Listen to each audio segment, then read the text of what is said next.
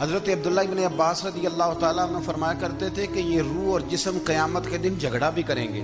روح کہے گی یا اللہ میں نے تو کچھ نہیں کیا، مجھے تو نہ بھوک لگتی تھی نہ پیاس لگتی تھی نہ میرے اندر نفس کی خواہشیں تھیں، یہ تو جسم سارا کچھ کھاتا پیتا تھا، جو کیا اسی نے کیا۔ تو جسم عرض کرے گا اے اللہ اگر میرے اندر روح ہی نہ ہوتی تو میں کسی قابل تھا؟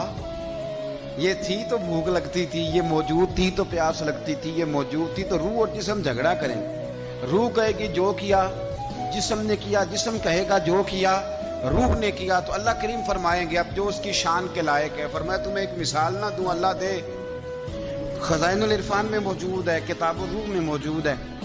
اللہ فرمائے گا ایک بندہ لنگڑا تھا اور ایک اندھا تھا، دونوں باغ میں جا رہے تھے، تو وہ جو لنگڑا تھا نا، معذور تھا، اپاہج تھا پیر سے، اسے پھل نظر آیا درخت پہ، تو وہ اندھے سے کہنے لگا اگر میرے پیر سلامت ہوتے تو میں پھل توڑتا پر مجھ سے چڑھا نہیں جائے گا۔ تو اندھا کہنے لگا تو اس طرح کرنا، میرے کندھوں پہ چڑھ جا اور تم پھل توڑ، دونوں کھاتے ہیں۔ تو وہ جو اپاہج تھا وہ اندھے کے کندھوں پہ چڑھا، پھل توڑے، دونوں نے کھائے۔ تو اللہ فرمائے گا جسم اور روح سے بتاؤ غلطی کس کی؟ تو اس کریں گے اللہ دونوں کی۔ تو رب فرمائے گا تمہاری بھی پھر دونوں کی۔